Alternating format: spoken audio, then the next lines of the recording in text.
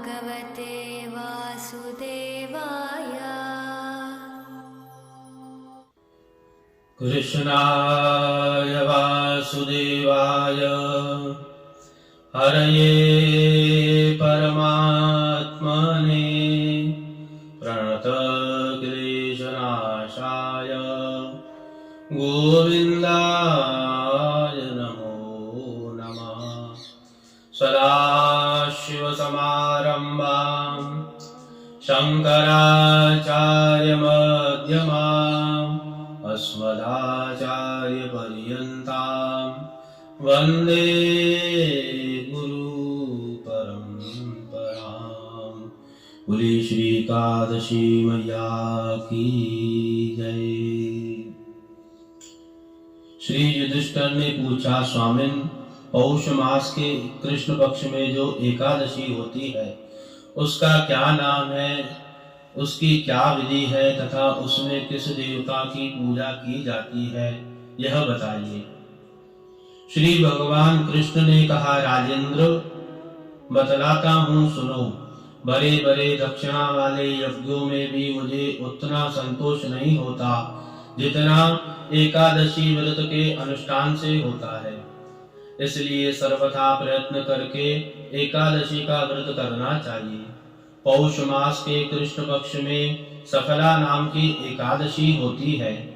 उस दिन पूर्वोक्त विधान से ही नियम पूर्वक भगवान नारायण की पूजा करनी चाहिए। एकादशी कल्याण करने वाली है, अतः इस प्रकार व्रत अवश्य करना उचित है। जैसे नागों में शेषनाग, पक्षियों में गरुड़, देवताओं में श्री विष्णु तथा मनुष्यों में ब्राह्मण श्रेष्ठ है, उसी प्रकार संपूर्ण व्रतों में एकादशी तिथि श्रेष्ठ है।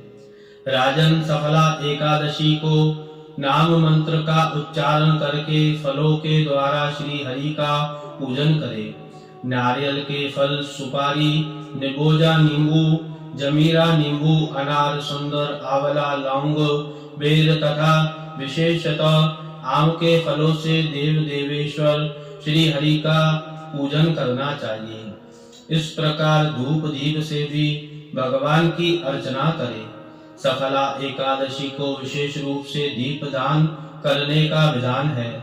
रात को वैष्णव पुरुषों के साथ जागरण करना चाहिए।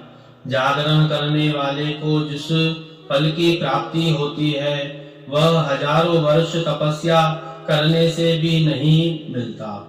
नृपश्रेष्ठ, अब सफला एकादशी के शुभ कारिणी कथा सुनो।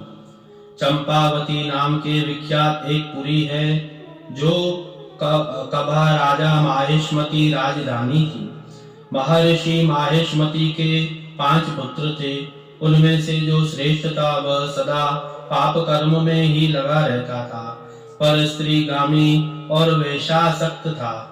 उसने पिता के धन को पाप कर्म में ही खर्च दिया। वह सदा दुराचार पारायण तथा ब्राह्मणों का निंदक था। वैष्णव और देवताओं की भी हमेशा निंदा किया करता था। अपने पुत्रों को ऐसा पापाचारी देखकर राजा माहेशमती ने राजकुमारों में उसका नाम लुम्बक रखा दिया। फिर पिता और भाइयों ने मिलकर उसे राज्य से बाहर निकाला दिया गया। लुम्बक उस नगर में निकलकर वह गहने जंगल में गया। वहीं रहकर उस पापी ने प्राय समूचे नगर का धन लूट लिया। एक दिन जब वह चोरी करने के लिए नगर में आया तो रात में पहरा देने वाले सिपाहियों ने उसे पकड़ लिया। किंतु जब उसने अपने को राजा माहेशमती का पुत्र बतलाया तो सिपाहियों ने उसे छोड़ दिया। फिर वह पापी वन में लौट आया और प्रतिदिन मांस तथा वृक्षों के फल खाकर जीव निर्वाह करने लगा। उस दुष्ट का विश्राम स्थान पिप्पल वृक्ष के निकट था। वह बहुत वर्षों का पुराना पिप्पल वृक्ष था। उस वन में वह वृक्ष एक महान देवता माना जाता था। पाप बुद्धि लुम्बक वहीं निवास करता था। बहुत दिनों के पश्चात एक दिन किसी संचित पुण्य के प्रभाव से उसके द्वारा एकादशी के व्रत का पालन हो गया। पौष मास में कृष्ण पक्ष की दशमी के दिन पापाष्ट लुम्बक ने वृक्ष के फल खाए और वस्त्रहीन होने के कारण रात भर जागरण का कष्ट भोगा। उस समय न तो उसे नींद आई और न ही आराम ही मिला। वह निष्पाप सा हो रहा था। सूर्य उदय होने पर भी उसे पापी को होश नहीं हुआ। सफला एकादशी के दिन भी लुम्बक बेहोश पड़ा रहा। दोपहर होने पर उसे चेतना प्राप्त हुई।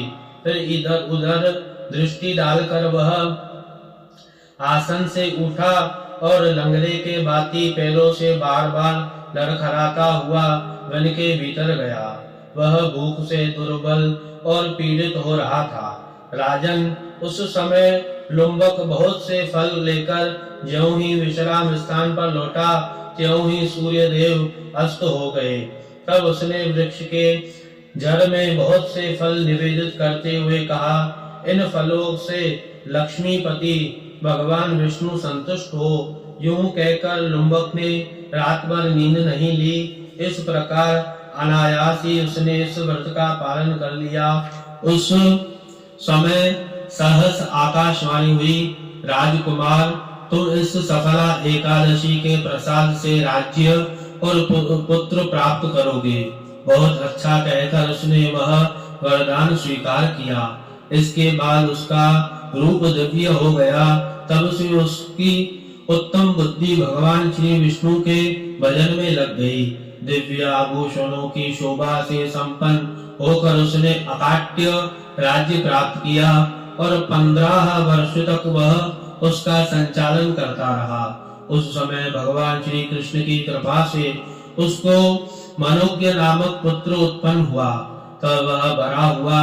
तब लुम्बक ने तुरंत ही राज्य के ममता छोड़कर उस पुत्र को सौंप दिया और वह भगवान श्री कृष्ण के समीप चला गया, जहाँ जाकर मनुष्य कभी शोक में नहीं पड़ता। राजन, इस प्रकार जो सफला एकादशी का उत्तम व्रत करता है, वह इस लोक में सुख भोग कर मरने के पश्चात मोक्ष को प्राप्त होता है। संसार में वह मनुष्य धन्य है जो सफला एकादशी के व्रत में लगे रहता है। उनका जन्म सफल हो। महाराज, इसकी महिमा को पढ़ते सुनते तथा उसके अनुसार आचरण करने से मनुष्य राजसूय यज्ञ का फल पाता है। एतत् कथायां भगवान श्री कृष्णार्पणमस्तु। नमः पार्वतीपतये। हर हर